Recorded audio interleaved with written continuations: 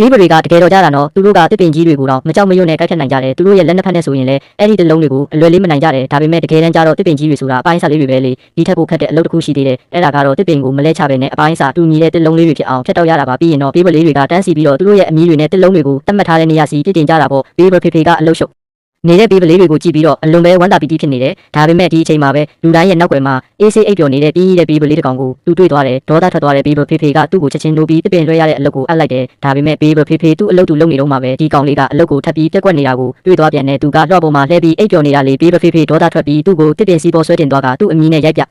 အဖြစ်ပေးလိုက်တယ်အပြင်းထန်ရိုက်ခံလိုက်ရတဲ့ဘေးပလေးတယောက်စိတ်ထဲမှာအလွန်ပဲမကြေမနက်ဖြစ်ပြီးအိမ်ကနေထွက်ပြေးဖို့ဆုံးဖြတ်လိုက်တယ်ငါ့ကိုအလုပ်ခိုင်းမလို့လားမဖြစ်နိုင်ဘူးလို့သူတွေးလိုက်တယ်လမ်းမပြောက်အောင်သူသွားတဲ့လမ်းတစ်လျှောက်မှာပေါင်မုံတွေကိုကျဲချသွားတယ်စောကစားပြီးတဲ့အခါပေါင်မုံတွေကိုလိုက်ရှာပြီးအိမ်ပြန်ဖို့ပေါ့ဒါပေမဲ့သူကျဲချလိုက်တဲ့ပေါင်မုံတွေကငှက်လေးတွေအတွက်စားစရာဖြစ်သွားတာကိုသူသတိမထားမိခဲ့ဘူးဘေးပလေးသတိထားမိတဲ့အချိန်မှာတော့နောက်ကျသွားပါပြီသူကအဝေးကြီးရောက်နေပြီလေလမ်းပြပေးမဲ့ပေါင်မုံစားတွေလည်းမရှိတော့တဲ့အတွက်သူလမ်းပြောက်သွားပါတော့တယ်သူတော့အုပ်ထဲမှာငိုပြီးဘေးပဖေဖေကိုအော်ခေါ်ပေးမဲ့ဘသူစီကမှအကြ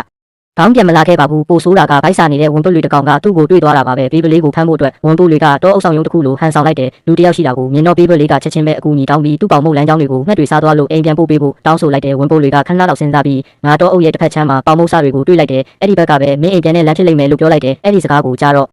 ဘေးပလေးလည်းအမြန်ပဲပြေးသွားလိုက်တယ်ဝန်ပုတ်တွေပြောတဲ့အတိုင်းပဲပေါင်မုတ်တွေကိုတွေ့လိုက်ရတော့သူအိမ်ပြန်ရောက်တော့မယ်လို့ထင်သွားတယ်သူတွေ့လိုက်တဲ့ပေါင်မုတ်တွေကဝန်ပုတ်တွေကိုယ်တိုင်ကျဲချထားတာမှမသိရှာပဲနဲ့အိမ်ထဲကိုဝင်လိုက်တာနဲ့ဝန်ပုတ်တွေကတကားကိုချက်ချင်းလောက်ချလိုက်တယ်တခုခုမားနေပြီဆိုတာဘေးပလေးတိလိုက်ရပြီးချက်ချင်းထွက်ပြေးဖို့ကြိုးစားတယ်အခုတခုတည်းတော့ထွက်ပေါက်ကပြတင်းပေါက်ပဲရှိတော့တယ်ဒါပေမဲ့အဲ့ဒါကိုလည်းဝန်ပုတ်တွေကဖယ်ရှားထားလိုက်ပြီးဘေးပလေးလည်းခေါင်းထိပြီး